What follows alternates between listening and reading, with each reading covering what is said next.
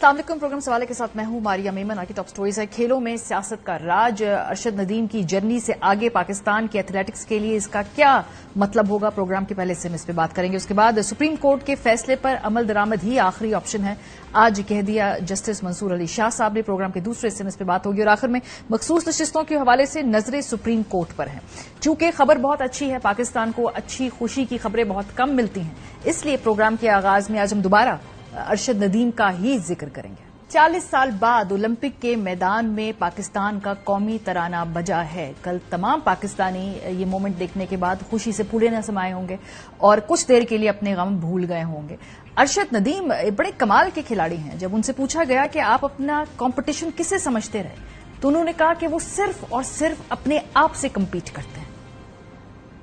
खुशी हो रही है, पेरिस ओलंपिक्स में अल्लाह ताला ने हमें इज्जत दी है, तो इसमें मेरी और कोच साहब की बड़ी मेहनत है। सवाल होते हैं कि आपने नीरज चोपड़ा को जीतना है, और मेरा सवाल यही होता है, मैंने जब भी कंपटीशन में पार्टिसिपेट किया है, मेरी यही कोशिश होती है कि मैंने अरशद नदीम को जीतना है। अल्हम्दुलिल्लाह वही हुआ कि जब मैं कंपटीशन स्टार्ट किया तो मैंने कहा मैंने अरशद नदीम को जीतना है, तो अल्लाह का शुक्र है कि मैंने अपने आप को कम्पीट किया है। अपना ही मुकाबला किया है अरशद नदीम ने, लेकिन आज एक बड़ा ही शानदार कॉलम लिखा है उस्मान समीउद्दीन साहब ने, और उसमें से एक इक्तबास में पढ़ना चाहती हूं। उन्होंने लिखा है कि जब अरशद नदीम दौड़ रहा होता है तो उसका मुकाबला सिर्फ अपने आप से होता है, लेकिन साथ में वो दूसरे कई अवामिल से भी लड़ रहा होता है। वो इस कौम की बेहिसी से लड़ रहा होता है, वो खेलों के कम कारकर्दगी वाले मुल्क की तारीख के खिलाफ लड़ रहा होता है। अरशद नदीम खेल की जवाल पजीर रवायत के खिलाफ मुकाबला कर रहा होता है, वो सहूलियात की कमी के खिलाफ मुकाबला कर रहा होता है, वो नाकस फंड्स और बुरी तरह से चलने वाली स्पोर्ट तंजीमों से मुकाबला कर रहा होता है। अरशद नदीम एक ऐसी मीरास से मुकाबला कर रहा होता है जो अभी इस मैदान में मौजूद ही नहीं है।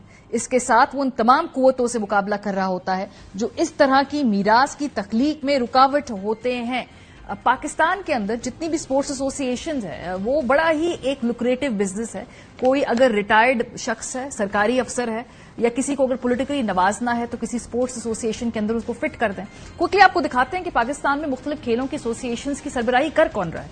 हॉकी में जी सदर पाकिस्तान हॉकी फेडरेशन शैला रजा साहिबा हैं, जो कि एक पॉलिटिशियन है। आबिद कादरी गिलानी साहब एक साबिक सरकारी अफसर हैं, उनको पाकिस्तान ओलंपिक एसोसिएशन का सदर बना दिया। सदर पाकिस्तान बास्केटबॉल फेडरेशन एक साबिक सरकारी अफसर हैं। इसके अलावा सदर पाकिस्तान स्क्वॉश फेडरेशन हमने देखा, वो एयर चीफ हैं। सदर पाकिस्तान फुटबॉल फेडरेशन ये एक साबिक रग्बी प्लेयर हैं। इसामुल हक कुरैशी जो हैं वो साबिक टेनिस प्लेयर हैं, चलिए शुक्र है उन्हें सदर पाकिस्तान टेनिस फेडरेशन लगाया है। वाजिद अली चौधरी साहब एक साबिक एथलीट हैं, उनको पाकिस्तान बैडमिंटन फेडरेशन का सदर लगा दिया। एक साबिक ब्यूरोक्रेट हैं, उन्हें सदर पाकिस्तान वॉलीबॉल फेडरेशन लगा दिया। एक सदर पाकिस्तान बॉडी बिल्डिंग फेडरेशन जो है, ये साबिक नेशनल कोऑर्डिनेटर नेक्टा है। देखा कि बहुत कम ही इन्होंने यहां पर कोई काबिल एथलीट्स लगाए हैं इस तरह की बॉडीज के अंदर। ज्यादातर जो होता है ये एक पॉलिटिकल पोजीशन होती है, और ऐसा जो इसकी तस्दीक खुद पीएमएलएन वाले भी करते हैं और तमाम सियासतदान भी करते हैं कि ये सियासी पोजीशंस हैं। दुनिया भर में कौन लोग होते हैं जो उनकी स्पोर्ट्स फेडरेशन के सरबराह होते हैं, ये भी आपको दिखाते हैं। पीटी उषा सदर हैं इंडियन ओलंपिक एसोसिएशन की, साबका ओलंपियन है। हॉकी फेडरेशन के दिलीप तुर्की हैं, जो कि एक साबका हॉकी प्लेयर हैं। सदर चीन ओलंपिक एसोसिएशन एक साबिक स्पोर्ट्स अफसर हैं, इसके अलावा स्पोर्ट्स ग्रेजुएट भी हैं। सदर कोरियन ओलंपिक कमेटी एक साबिक स्पोर्ट्स एडमिनिस्ट्रेटर हैं। सदर ऑस्ट्रेलियन ओलंपिक कमेटी भी स्पोर्ट्स एडमिनिस्ट्रेटर हैं। जापान के अंदर साबिक ओलंपियन एक एथलीट हैं। इसके अलावा हमने देखा कि अमेरिका में एक साबिक स्पोर्ट्स एडमिनिस्ट्रेटर हैं। तो ये वहां पर प्रोफेशनल्स को लगाया जाता है जो अपना काम समझते हैं, अनलाइक पाकिस्तान। और ये तो चले पाकिस्तान के सरकारी इदारे हैं, पाकिस्तान के यूनिवर्सिटीज और जो तालीमी इदारे हैं वो क्या कर रहे हैं? बिकॉज अगर आप स्टैट्स देखें कि पूरी दुनिया में ममालिक में कितने स्टूडेंट्स जो हैं जो कि यूनिवर्सिटीज में पढ़ते हैं वो आके ओलंपिक्स में कम्पीट करते हैं। अमेरिका की मिसाल ले लीजिए, अमेरिका की यूनिवर्सिटियों में पेरिस ओलंपिक्स 2024 में अमेरिका के कुल 592 एथलीट शरीक हुए हैं, जिनमें से हर तीसरा एथलीट किसी कॉलेज या यूनिवर्सिटी की नुमाइंदगी कर रहा होता है। स्टैनफोर्ड से 37 स्टूडेंट्स, कैलिफोर्निया यूनिवर्सिटी से 33 स्टूडेंट्स, वॉशिंगटन यूनिवर्सिटी से 28 स्टूडेंट्स। तो ये यूनिवर्सिटीज अपना किरदार अदा कर रही होती हैं। हार्वर्ड यूनिवर्सिटी से 13 स्टूडेंट्स आ रहे होते, तो पाकिस्तान के अंदर ये यूनिवर्सिटीज के अंदर से भी स्टूडेंट्स और ओलंपियंस आने का एक फुकदान है। प्रोग्राम के पहले से में हमारे साथ मौजूद हैं उस्मान समीउद्दीन साहब और विक्रांत गुप्ता। दोनों बड़े ही रिनाउंड जर्नलिस्ट हैं जो स्पोर्ट्स और खेलों से मुतालिक इनकी नॉलेज है, उससे आज हम इस प्रोग्राम के पहले सेगमेंट में फायदा उठाएंगे। उस्मान साहब ने आज एक बड़ा शानदार मजमून भी लिखा है अरशद नदीम के ऊपर, और अपने उस मजमून में उस्मान साहब ने कहा है कि पॉसिबली ये ग्रेटेस्ट स्पोर्टिंग अचीवमेंट है पाकिस्तान की। मैं उन्हीं से पूछती हूं कि वो ये ऐसा क्यों समझते हैं कि अरशद नदीम की जो परफॉर्मेंस थी, उस्मान साहब, व्हाट डू यू थिंक कि ये possibly one of the greatest sporting achievement है हमारी कौम की 75 साल में? Thank you Maria first for the kind words. Maria, मुझे हम कुछ लोग हमेशा कहेंगे कि यार आप एक दिन बाद आप कह रहे हैं ये, तो ऑब्वियसली उस मोमेंट में सबके जब सब एकदम यूफोरिक होते हैं और सेलिब्रेटरी मूड में होते हैं तो ऐसी ऐसी चीजें बोल जाते हैं। लेकिन आप अगर वाकई में सोचें इस अचीवमेंट के बारे में, मुझे पता है कि जहांगीर खान, आप क्रिकेट को छोड़ दें एक तरफ, जहांगीर खान जैसे स्पोर्टिंग पर्सनालिटी पाकिस्तान के रह चुके हैं, 555 मैच अनडिफीटेड, वो 5 साल 5.5 साल उन्होंने खेला। लेकिन मेरा आर्ग्यूमेंट ये है कि जहांगीर खान भी जब आए थे 1980 में, जब ब्रेक थ्रू उनका हुआ था, तो वो एक स्पोर्ट में आ रहे थे जिसमें पाकिस्तान की लेगेसी ऑलरेडी एस्टैब्लिश थी। उसमें बहुत सारे उनके लेजेंड्स ऑलरेडी रह चुके थे, हाशिम खान से रोशन खान, बहुत उनके पास इंफ्रास्ट्रक्चर थोड़ा बहुत था, कोचिंग एडवाइस था, उनके इर्द गिर्द लोग थे जो उन्हें मदद कर सकते थे, और पाकिस्तान की एक हिस्ट्री थी। उन्होंने देखा हुआ था कि पाकिस्तान के प्लेयर्स जीत चुके हैं ब्रिटिश ओपन, वर्ल्ड ओपन जो भी था उससे पहले। अरशद नदीम जो आया है वो एक ब्लैंक स्पेस में आया है। पाकिस्तान से इससे पहले एथलीट्स रह चुके हैं, ऑब्वियसली कम्पीट भी कर रहा है, लेकिन इस लेवल पे, जिस लेवल पे अरशद नदीम ने अपनी परफॉर्मेंस ले गया है, उस लेवल पे पाकिस्तान के पास कोई नहीं रहा है एथलेटिक्स में, कभी भी नहीं।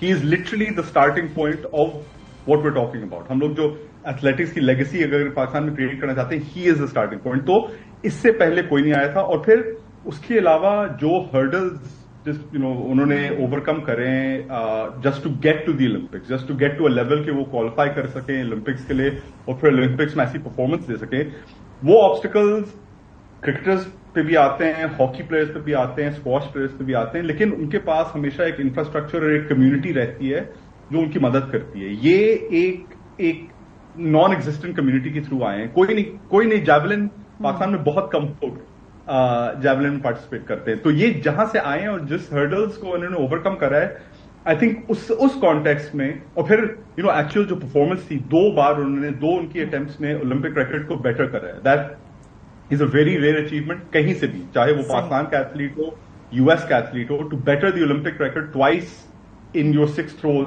Is a phenomenal achievement. तो ये सब अगर आप मिला के ये सब चीजें देखें मारिया, तो आई जस्ट फील लाइक कि मैं अगले हफ्ते भी यही कहूंगा, मैं 2 साल बाद और 10 साल बाद भी यही कहूंगा कि इससे बड़ी अचीवमेंट पाकिस्तान की कमी रही है स्पोर्ट्स में। सही। अब विक्रांत को भी गुफ्तगू में शामिल करते हैं। विक्रांत, वक्त निकालने का शुक्रिया। जहां जहां अरशद नदीम का हम जिक्र करते हैं पाकिस्तान में, हम नीरज चोपड़ा का भी जिक्र करते हैं, और उनकी जो दोस्ती है, उनकी जो कामराडरी है और एक हेल्दी कंपटीशन है।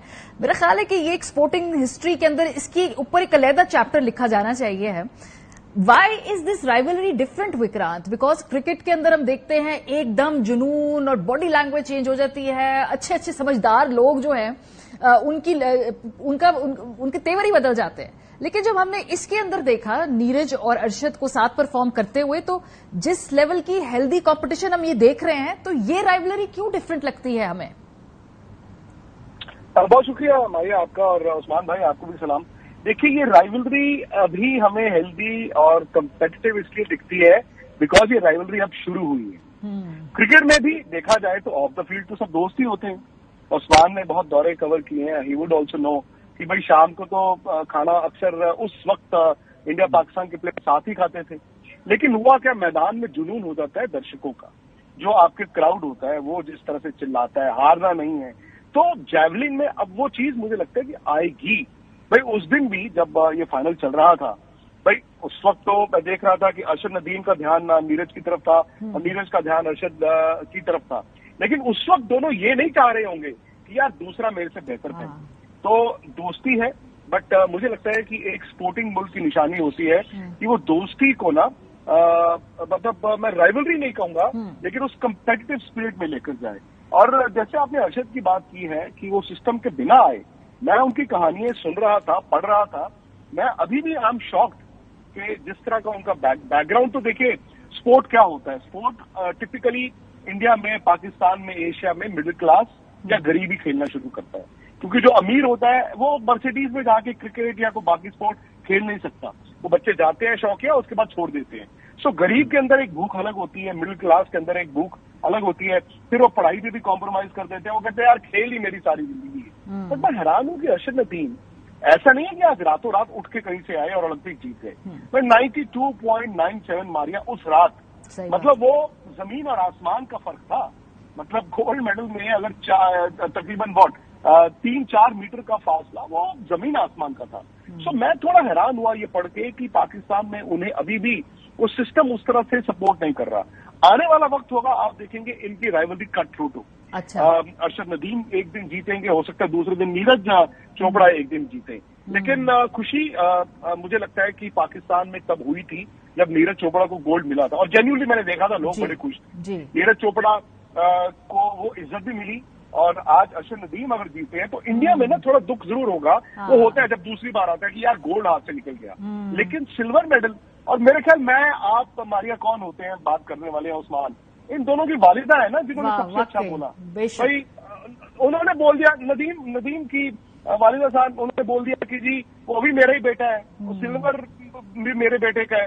यहाँ नीरज चोपड़ा की मदर, उन्होंने भी बोल दिया कि जी गोल्ड जीतने वाला भी तो मेरा ही बेटा है।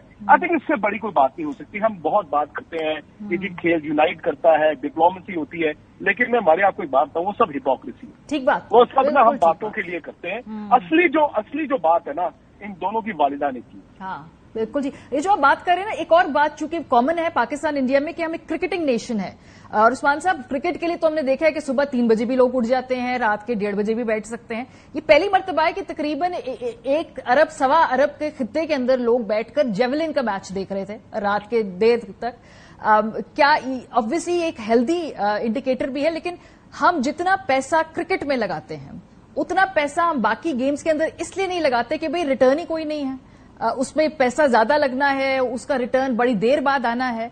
अब आपको लगता है कि हम उस नहज पे जा रहे हैं कि शायद बाकी स्पोर्ट्स को भी अब थोड़ी बहुत लिफ्ट मिलना शुरू हो जाए? उस्मान साहब, मुझे उम्मीद तो यही रहेगी, उम्मीद तो दुनिया कायम है, आपको ये मालूम है मारिया। उम्मीद तो ये रहेगी कि अब लोग हम लोग जो कहते हैं ना कि पैसा इतना लगता है, और कंपेयर जो करते हैं क्रिकेट से, क्रिकेट किसी दूसरे का हक नहीं मार रहा है पैसा लेने में। क्रिकेट जो पैसा आता है क्रिकेट में, वो क्रिकेट ही से आता है। वो यानी क्रिकेट जो पीसीबी है वो गवर्नमेंट पैसे पे नहीं चलता है, वो टैक्स पेयर के पैसे पे नहीं चलता है।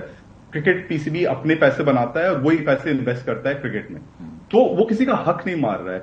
हम जो कहते हैं ना कि पैसा नहीं आता है और स्पोर्ट्स में, वो फेडरेशंस की प्रॉब्लम है। जो इदारे हैं पाकिस्तान में जिस तरह से वो चलते हैं, आपको भी पता है कितनी मुसीबतें हैं कितने इदारों में पाकिस्तान में, चाहे वो ओलंपिक्स फेडरेशन हो, फुटबॉल फेडरेशन हो, एथलेटिक्स फेडरेशन हो, सब में लड़ाइयां चल रही हैं, सेपरेट बॉडी बनी हुई है। आता है पैसा कॉर्पोरेट सेक्टर से। इसमें मैं स्पेसिफिकली पॉइंट आउट करूंगा कि कॉर्पोरेट सेक्टर ने पिछले, मैं कहूंगा 40 साल से, एटलीस्ट 70s से सिर्फ और सिर्फ अपने पैसे उन्होंने देखे हैं कि हम क्रिकेट में डालेंगे। इसलिए क्रिकेट में ऑब्वियसली आई बॉल्स हैं, आपकी सक्सेस भी रही है, आपके स्टार्स भी रहे, लेकिन अगर किसी को लीड लेनी है, किसी को इन्वेस्टमेंट डालनी है, तो वो कॉर्पोरेट सेक्टर से भी वो पैसे आने चाहिए। और ऑब्वियसली आज कल ही परसों जीता है वो, अब सब निकल आए हैं कि भाई हमने भी पैसे ये दिए थे, हमने भी वो पैसे दिए थे। मैंने आज 1-2 डॉक्यूमेंट्स देखे हैं जो गवर्नमेंट ने इतने पैसे प्रोवाइड करे हैं अरशद नदीम को। गवर्नमेंट ने अरशद नदीम को इस डे एंड एज में पिछले 5 साल में तकरीबन हर साल 40 लाख रुपए दिए हैं। That's including his medical expenses. इनकी 2-3 सर्जरी हुई हैं। 40 lakh is nothing, as you and I know. एक वर्ल्ड क्लास एथलीट को बनाने में 40 लाख कहीं नहीं जाता है, वो कहीं नहीं जाता है, बिकॉज और उस पर से 2 साल जो पैंडेमिक थे, कोविड पैंडेमिक थे, उससे कुछ पैसे नहीं मिले थे। तो अभी आई नो बहुत सारे लोग क्रेडिट क्लेम करना चाह रहे हैं। कल प्राइम मिनिस्टर साहब का भी वीडियो निकला है कि आपकी विजन नहीं, ये सिर्फ और सिर्फ अरशद नदीम, उसके कोच, उसके खानदान की विजन है, और किसी की विजन नहीं थी। मेहनत सिर्फ और सिर्फ उन्हीं की है। थोड़े बहुत जो आपने पैसे दिए उस पर सेलिब्रेट करें भाई, आपका ये फर्ज है एज अ फेडरेशन। आपका फर्ज है कि आप अपने एथलीट्स को पैसे दें और उन्हें फाइनेंशियल सिक्योरिटी दें। ये कोई आपने बहुत बड़ा काम नहीं कर रहा है उसे पैसे देके। तो कॉर्पोरेट सेक्टर, फेडरेशन, ये इन्हीं पे ये रिस्पॉन्सिबिलिटी आएगी कि अब आप पैसे इन्वेस्ट करना शुरू करें और सही से पैसे इन्वेस्ट करें। आप लड़ाइयों में नहीं लगाएं पैसे, आप करप्शन में ना अपने पैसे खो दें। آپ ٹھیک سے پیسے لگائیں اور وہاں سے آپ کے ایتھلیٹس کریٹ ہوں گے. وکرانت، کیا انڈیا میں حالات تھوڑے اس سے بہتر ہیں؟ کیونکہ ہم نے جو نیرج چوپڑا کی ٹریننگ کے سارے مراحل تھے وہ ہم نے اپنے دیکھنے والوں کو بتائے بھی. سسٹم شاید تھوڑے بہتر، تھوڑی ویل آئلڈ مشینری ہے، لیکن ظاہر سی بات ہے آپ لوگ بھی میجرلی ایک کرکٹنگ نیشن ہے. اولمپکس کے اندر بھی ہم دیکھتے ہیں کہ جو والیوم ہے اس حساب سے میڈلز پاکستان کے تو خیر آتے ہی نہیں، لیکن بھارت کا بھی فوکس کرکٹ پہ لگتا ہے. آپ کو لگتا ہے کہ آلٹرنیٹ جو وہاں پہ اسپورٹس ہے، خاص طور پہ ایتھلیٹکس، اب اس کا وقت آ رہا ہے؟ وقت آ گیا ہے ماریا، اور آئی تھنک آپ نے کہا تھوڑا بہتر، آئی تھنک کافی بہتر ہے. اچھا، with due apology I think India میں ان ٹرمز آف پیسہ کرکٹ میں تو خیر تھا ہی. ایک زمانے میں ہاکی کرکٹ دو تھے، کرکٹ بہت آگے نکل گیا، کرکٹ سے کوئی کمپیرزن ہی نہیں ہے. لیکن جو اولمپک اسپورٹس ہیں اس میں پیسہ خرچا جاتا ہے اور ان فیکٹ ایک سسٹم ان پلیس ہے. میں اس جنریشن سے آتا ہوں ماریا جہاں پر 1980 میں انڈیا آخری مرتبہ اولمپک گولڈ جیتا تھا ماسکو. اور ماسکو اولمپکس آپ کو شاید اتنی یاد نہیں ہوگی بیکاز وہ سوویت یونین میں ہوئی تھی اور جو یو ایس بلاک تھا انہوں نے بائیکاٹ کیا تھا انکلوڈنگ پاکستان. اور ہاکی بتاتے ہیں کہ بڑی مشکل سے 6 ٹیمیں اکٹھی کی گئی تھی اور انڈیا نے گولڈ جیت لیا. میں اس جنریشن سے آتا ہوں جہاں پر میں نے پاکستان کو 1984 لاس اینجلس میں گولڈ جیتتے دیکھا، انڈیا کا ایک بھی میڈل نہیں. 88 میں میں نے ایک بھی میڈل نہیں دیکھا، 92 میں میں نے ایک بھی میڈل نہیں دیکھا. 96 میں ایک میڈل آیا ہمارا ٹینس میں اور اس کے بعد ایک. لیکن جب بیجنگ 2008 میں 3 آئے اور لنڈن میں 6 آئے، ہمیں لگا کہ یار کیا واقعی انڈیا ایک اسپورٹنگ نیشن بننے کی کوشش کر رہا ہے. میں ہمیشہ نا یہاں پر لوگوں کو کہتا ہوں یار کرکٹ ورسز دا ریسٹ مت کرو، یہ نا it is oranges versus lemon. Cricket کو علیحدہ رہنے دو، آپ باقی اسپورٹ پہ، اور پیسہ خرچا جاتا ہے، سسٹم ہے. بیڈمنٹن میں آج انڈیا زبردست ہے، ریسلنگ، شوٹنگ آپ دیکھیں، سو مچ سو کہ آج انڈیا ان اولمپکس میں 5 میڈل جیت چکا ہے. شاید ایک اور میڈل آ جائے. ہماری ایک ریسلر آج ہاری ہے، اگر وہ ریپچاج میں آ گئی شاید 6 میڈل انڈیا لے چکا ہے، 7 بھی ہو سکتے ہیں. 6 پہ نا ہم لوگ یہ کہہ رہے ہیں ماریا آج، I am very proud of that کہ آج ہم واقعی یہ کہہ رہے ہیں کہ یار مزہ نہیں آیا. ہمارے پچھلی بار 7 تھے نا، ایک گول بھی تھا، ہم نے اس بار نا تھوڑا انڈر پرفارم کیا. تو میں اس جنریشن سے آتا ہوں جہاں ایک میڈل کے لیے 16 سال ترسے تھے. آج انڈیا کے 6 میڈل ہیں جہاں پر ہم کہہ رہے ہیں کہ نہیں مزہ نہیں آیا. تو مطلب پرکاش پادوکون کا آپ نے نام سنا ہوگا، لوگ اس لیے ان کو جانتے ہیں کہ وہ دیپکا پادوکون کے فادر ہیں، بٹ وہ ایک ٹائم پر ورلڈ چیمپئن اور آل انگلینڈ بیڈمنٹن چیمپئن بھی رہے ہیں. انہوں نے نا لکشیہ سین جب بیڈمنٹن میں ہارے تو بولا، انہوں نے کہا the athletes have to realise کہ یار سب کچھ ان کو دیا جاتا ہے، سسٹم ان پلیس ہے، اور یہ فورتھ پلیس کو نا سیلیبریٹ کرنا بند کریں. میں کرکٹ کی بھاشا میں بتاتا ہوں آپ کو. ایک وقت تھا، یہ مڈ 90s کی بات ہے، ویو رچرڈ، میں تب جرنلسٹ بنا تھا اور میں نے ویو رچرڈ کا ایک انٹرویو کیا. میں نے ان کو پوچھا کہ ویو what's the problem with West Indies cricket. انہوں نے کہا پرابلم کچھ نہیں ہے، پرابلم یہ ہے کہ ہم میڈیوکریٹی کو ریوارڈ کر رہے ہیں، اور جس دن آپ میڈیوکریٹی کو ریوارڈ کریں گے، میڈیوکریٹی آپ کا پیمانہ بن جائے گا تو لوگ میڈیوکر بھی نہیں رہیں گے. Very well said, very well said. تو میرا یہ ماننا ہے کہ 4th پلیس کو اگر ہم مولی کاڈلنگ کرتے رہیں گے، شاباش شاباش دل جیتا، تو آپ اسپورٹنگ نیشن بن ہی نہیں سکتے. نہیں، ویری انٹرسٹنگ ہے آپ کا جو پورا آپ نے اپنی وہ ایوولوشن بتائی ہے کہ بھائی کس طریقے سے بھارت نے محنت کر کے جو اب آگے تمغے حاصل کرنے شروع کیے. بہت شکریہ عثمان سمیع الدین آپ کا، بہت شکریہ وکرانت گپتا آپ کا. بڑی مزیدار رہی. ہم نے ذرا جاولن کے علاوہ اوور آل اسپورٹنگ جو کلچر ہے دونوں ملکوں میں اس پہ نظر ڈالی. بریک پہ جائیں گے، جب واپس آئیں گے اب ڈومیسٹک پالیٹکس کی طرف بڑھیں گے. بریک کے بعد ہمارے ساتھ رہیے. Welcome back. اس ہفتے جو بڑی پیش رفت ہوئی ہے کہ الیکشن ایکٹ میں ترمیمی بل دونوں ایوانوں سے حکومت نے منظور کرا لیا. جوابی طور پہ پاکستان تحریک انصاف اس معاملے کو عدالت میں لے کر جا رہی ہے. آج جسٹس منصور علی شاہ صاحب نے ایک ایونٹ سے خطاب کرتے ہوئے اس فیصلے کے حوالے سے اور جنرلی سپریم کورٹ کی ججمنٹ کے اوپر امپلیمنٹیشن کے حوالے سے کیا کہا، سنیے. یہ کبھی ہو نہیں سکتا کہ سپریم کورٹ کی ججمنٹ امپلیمنٹ نہ ہو، یہ نہیں ہو سکتا. یہ آئین کی خلاف ورزی ہوگی اگر ایسا سوچا جائے گا. ان کے پاس کوئی چوائس نہیں ہے but to comply with the orders of the Supreme Court. یہ میں نہیں کہہ رہا، یہ آئین کہہ رہا ہے. آئین کا یہ اسٹرکچر ہے اور یہ اتھارٹی ڈرا کرتی ہے سپریم کورٹ آئین سے، کسی اور ڈاکیومنٹ سے نہیں. آئین کہتا ہے کہ یہ ججمنٹ ہے، یہ ججمنٹ امپلیمنٹ ہونی ہے، یہی طریقہ ہے. یا پھر چینج کر دیں سارا اسٹرکچر، کچھ اور بنا لیں، لیکن جو آئین ہے اس وقت، جو آئین کا اسٹرکچر ہے اس کے مطابق تو یہی پوزیشن ہے. के सिलसिले में हमारे साथ मौजूद हैं सलमान अकरम राजा साहब, बैरिस्टर वकील मलिक साहब, तहरीक इंसाफ और मुस्लिम लीग नवाज से उनका रिस्पेक्टिवली ताल्लुक है। जाहिर सी बात है जो फैसला है इस हवाले से बहुत सारे सवालात कानूनी और सियासी तौर पे हैं। राजा साहब आपसे आगाज करते हैं। आज इंदिया दिया कि गर्मियों की छुट्टियों के बाद तफसीली फैसला आ जाएगा, लेकिन ये बड़ी अहम नौयत का फैसला है। अगर ये फैसला जल्दी आए, हुकूमत ने इसमें रिव्यू में जाना है, जो भी ऑप्शंस करने हैं उनका भी इस कानूनी हक है, तो फैसले में ताखीर होना नहीं, कोई बड़ी बात नहीं। ताखीर कहाँ है? देखिए, एक इतना अहम मामला है जिसमें इतने बुनियादी नौयत के सवालात उठाए गए हैं। अब उस पर फैसला लिखने में अगर 2, 3, 4 माह लगते हैं तो बिल्कुल ये मुनासिब है। ये ऐसा फैसला तो नहीं है जिसमें आपने कोई शुफे का फैसला करना है या आपने किसी की बेल करनी है ट्रैफिक के मामले में। ये एक बहुत अहम मामला है। ये कहना कि इसको आप आनन फानन कर दें ज्यादती है। देखिए, रिव्यू जो है वो तो मौजूद है। रिव्यू 30 दिन में फाइल होता है। उसके बाद जब तफसीली फैसला आ जाए, कोई एडिशनल ग्राउंड्स आप समझते हैं आपको लेने की जरूरत है, तो आप ले सकते हैं, बात हो सकती है। इसलिए कोई इसमें ऐसी बात नहीं है कि छुट्टियों के दौरान जरूर फैसला आना चाहिए। 12 जुलाई का शॉर्ट ऑर्डर है, अभी अगस्त का महीना खत्म नहीं हुआ, तो ये सितंबर की 10 तारीख तक छुट्टियां हैं, उसके बाद फैसला आ जाएगा। फिर हुकूमत कह रही है कि तफसीली फैसला आएगा, इम्प्लीमेंटेशन हम कर देंगे उसके बाद, क्योंकि वो तो उस पर इत्तेफाक करें ना कि पढ़ तो लेना उस फैसले में क्या वजूहात है। तफसीली फैसला जो होता है वो सिर्फ वजूहात होती हैं।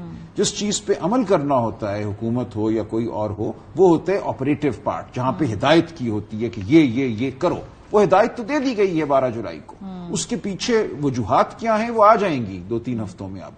लेकिन जो हुक्म दिया गया है उस हुक्म पे अमल करना बहरहाल जरूरी है। तो ये वैसे ये कॉमन बात है कि इस बिल्कुल तरह के आम इश्यूज पे कई जो है हफ्ते महीने, बिकॉज इस पे पूरी मुल्क की सियासत इसके इर्द गिर्द रिवॉल्व कर रही है। सियासत बिल्कुल नहीं रिवॉल्व कर रही। सियासत जो है वो ताबे है हुक्म के जो दे दिया गया 12 जुलाई को। अब उस हुक्म की वजूहात तफसीली क्या है वो आ जाएगा।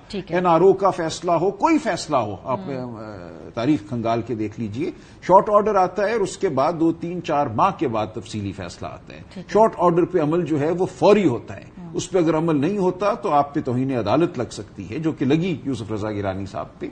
इसलिए ये कहना कि जब तक तफसीली फैसला नहीं आएगा हम अमल नहीं करेंगे, हम बैठे रहेंगे, बिल्कुल एक लग़व बात। इस दौरान उन्होंने तरमीमी एक्ट में इलेक्शन एक्ट में तरमीम भी कर ली। बैरिस्टर साहब, अब इशू ये कि आज अगर आपने वो तकरीर सुनी है, हमने आपको सुनवा भी दिया उसका वो अहम हिस्सा, जहां पर जस्टिस मंसूर अली शाह साहब, जो कि मुमकिना तौर पर अगले चंद माह बाद चीफ जस्टिस ऑफ पाकिस्तान है, ये फैसला उन्होंने तहरीर किया, वो मेजोरिटी जजमेंट के ऑथर हैं, उन्होंने कहा जी कि इसके ऊपर अमल दरामद तो होना होगा, कोई और ऑप्शन नहीं है।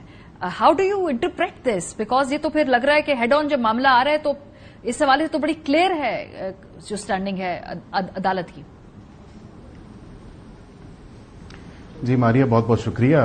मैंने राय साहब की भी बात सुनी, आपने जो मुझे सुनाया जस्टिस मंसूर अली शाह साहब की आज जो तकरीर थी उस हवाले से उन्होंने जिक्र किया कि अदालतों के फैसले पर अमल दरामद होना चाहिए। बिल्कुल, as a student of law and somebody who believes in the constitution, who believes in democracy, बिल्कुल होना चाहिए और अदालत के फैसलों का एहतराम और उनकी इज्जत भी होनी चाहिए।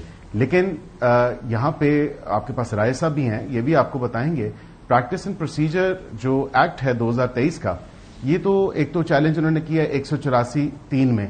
ये बताएं कि पहले तो वो जाएगा कमेटी के पास जो इन्होंने चैलेंज किया है, और क्वेश्चन ऑफ पब्लिक इंपॉर्टेंस और फंडामेंटल राइट्स की वायलेशन उसमें अलेज हुई है। ऑब्वियसली कौन सा फंडामेंटल राइट है जो अलेज हुआ है और जिसकी वायलेशन की गई है, और कौन से फंडामेंटल राइट्स को देखा जा रहा है इस तमाम तर इनकी पिटिशन में, और कौन सा क्वेश्चन ऑफ पब्लिक इंपॉर्टेंस है। एक फैसला आया और ऑब्वियसली हमने उस पर लेजिस्लेट किया, बिकॉज ये कोई नया कानून नहीं है। उसी कानून के अंदर हमने रीइटरेट किया जो आइन और कानून कहता है, उसी में हम लोग क्लैरिफिकेशन लेके आए, उसी की रीइटरेशन की और बताया कि भाई हमारा बनाया हुआ कानून, बिकॉज पार्लियामेंट इज सुप्रीम, और हमने जो कानून बनाया है जजेस can only interpret the law, they can not. Rai साहब, let me please finish my argument and then please carry on, उसके बाद आप बिल्कुल कर लीजिएगा।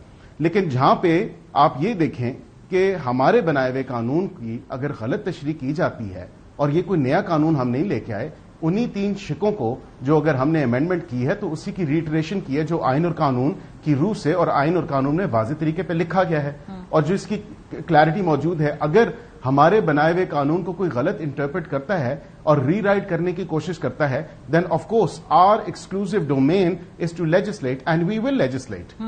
تو یہ نہیں کہا جا سکتا کہ ہمارے بنائے ہوئے قانون کی اگر کوئی غلط تشریح کرے تو ہم پھر کچھ بھی نہ کریں. یہ میں پوزیشن آپ کی سن رہی ہوں, اور میں نے جو آپ کی لیجسلیشن کی, جو آپ نے ترمیم کی ہے ایکٹ میں, وہ بھی میرے سامنے رکھی ہے. لیکن آج اسی کے بعد جو ہے یہ اسٹیٹمنٹ سامنے آئی ہے اعلی عدالت کے سینئر جج کی جانب سے, جنہوں نے کہا کہ ججمنٹ کے اوپر امپلیمنٹیشن ہونی ہے.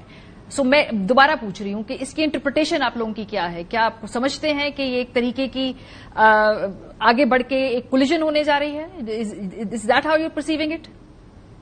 نہیں, آئی ڈونٹ تھنک کہ اداروں کی کوئی کولیجن ہے یا اداروں کو ایک دوسرے کے ساتھ تصادم میں پہ آنا چاہیے. دیکھیں, سب سے پہلے جو واضح ایک بات آپ کو بتاؤں کہ الیکشن کمیشن آف پاکستان جب آئین اور قانون میں 3 دن واضح طور پہ دیے ہوئے ہیں, انہوں نے 15 دن کا لکھ دیا وہاں پہ سپریم کورٹ عزت مآب ججز نے کہ 15 دن کے اندر ان کو جو ہے وہ تمام تر چیز کرنی چاہیے. Election commission of Pakistan approach کیا, انہوں نے سپریم کورٹ کو, انہوں نے کہا ہمیں پلیز مہربانی کر کے کلیریفائی کر دیں کہ یہ 15 روز بھی گزر گئے ہیں, اب یہ تمام تر سارا جو ایشو ہے اس میں کدھر جائے گا یہ معاملہ. بیکاز تھنگ از ججمنٹ پہ تو امپلیمنٹیشن تب ہوگی نا جب کلیئرٹی آئے گی سپریم کورٹ کی اپنی طرف سے.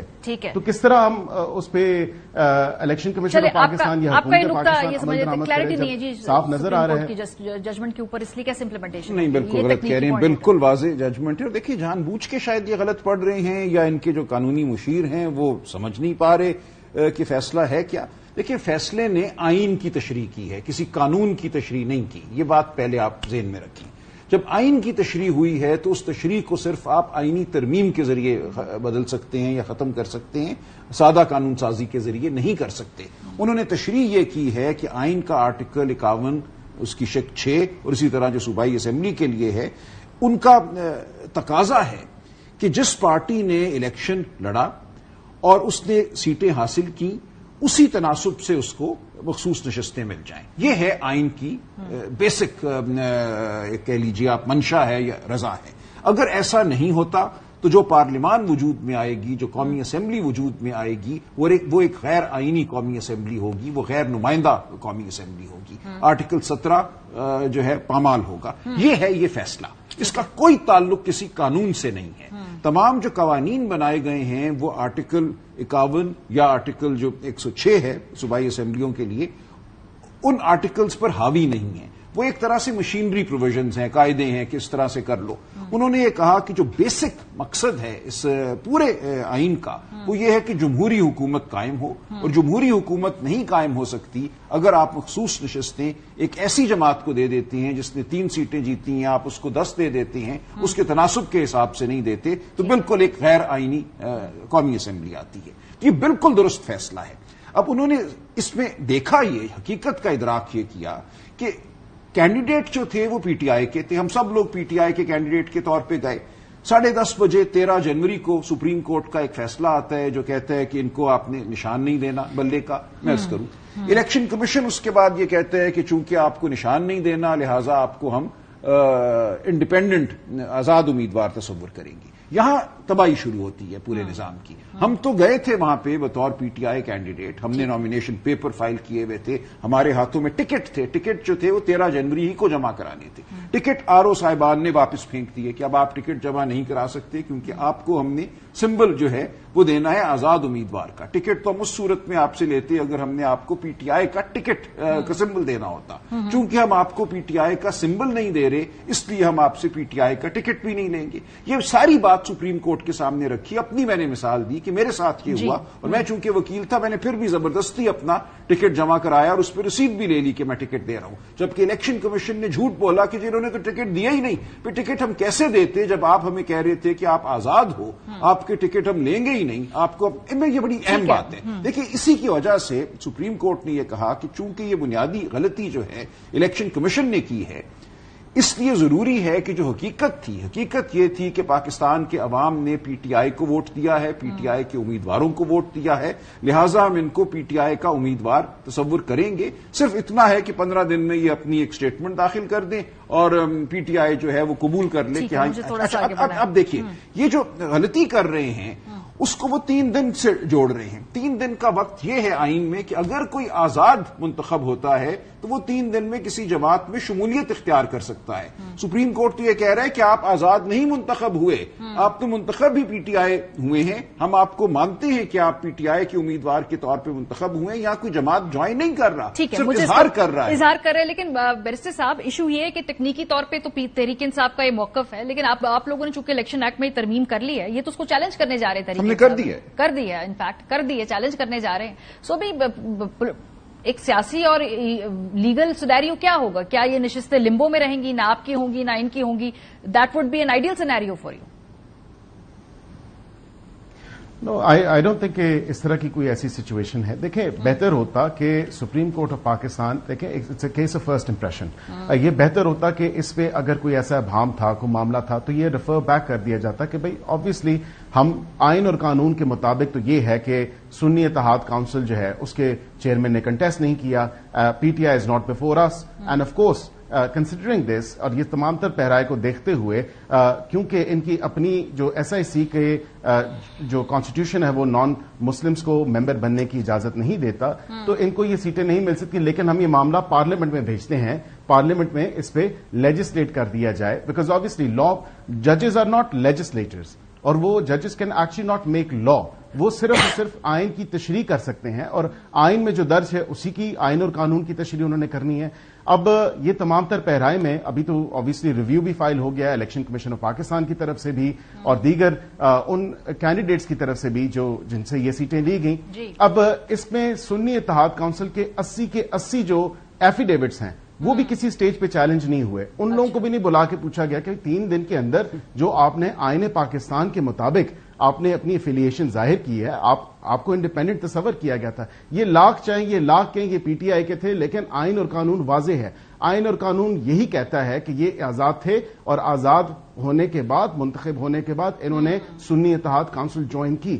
آپ قانون کی اپنی مرضی اور منشا پہ تشریح نہیں کر سکتے, جو آئین اور قانون کے اندر درج ہے اسی پہ ہی آپ کو. چلے جی, مجھے لگتا ہے کہ ابھی اسکوائر 1 کے اوپر معاملہ ہے, ابھی عدالتوں میں جائے گا, یہ معاملہ بھی بہت طویل ہوگا. اس دوران دیکھتے ہیں کہ بھئی یہ قانونی جو کانسٹیٹیوشنل بریک ڈاؤن ہے یہ کیا شکل اختیار کرتا ہے. یہ میں خواجہ آصف صاحب کے الفاظ کوٹ کر رہی ہوں. بریک پہ جائیں گے, واپس آئیں گے, کنکلوڈنگ نوٹ ہوگا, ہمارے ساتھ رہیے. Welcome back. ارشد ندیم جو ہے he is on his way back to Pakistan. اس دوران میں دیکھا کہ حکومت نے ان کے لیے ایک تمغے کا اعلان کیا, ایک سرکاری ٹکٹ اس حوالے سے جاری کی گئی ان کی اس محنت کے نتیجے کے اندر. ساتھ ساتھ بہت زیادہ انعامی رقوم بھی ہیں, جب وہ وصول کریں گے اس پہ ان کو ٹیکس بھی دینا ہوگا. میں پڑھی تھی کوئی 6 کروڑ کے قریب ان کا ٹیکس بھی کٹے گا. تو وہ پاکستان کے بہت سارے اکمپلشڈ لیڈران سے زیادہ ٹیکس دینے والے ارشد ندیم سپورٹس مین بن چکے ہیں. لیکن یہ کافی نہیں ہے. وقتی طور پہ انعامات, توجہ, نوازشیں یہ ایک ایتھلیٹ کے لیے اس وقت تو اچھی محسوس ہوتی ہوں گی, لیکن لانگ ٹرم انویسٹمنٹ کی ضرورت ہے. ان کی کھیل کے اندر, ان کے لیے فیسلٹیز کے اندر, وہ کیا ڈائٹ کرتے ہیں, وہ کس طریقے سے ٹریول کرتے ہیں, وہ کن مقابلوں میں حصہ لیتے ہیں, یہ لانگ ٹرم انویسٹمنٹ کی ضرورت ہے. یہ چھوٹے موٹے تحفے, انعامی رقوم سے وقتی طور پہ تو ان کا کچھ کام بن جائے گا, لیکن اگر لانگ ٹرم انہوں نے اپنی اس کھیل کو جاری رکھنا ہے تو یہ سب کچھ ناکافی ہوگا. پروگرام کا وقت ختم ہو گیا. اپنا فیڈ بیک دینا مت بھولیے گا. خیال رکھیے. خدا حافظ.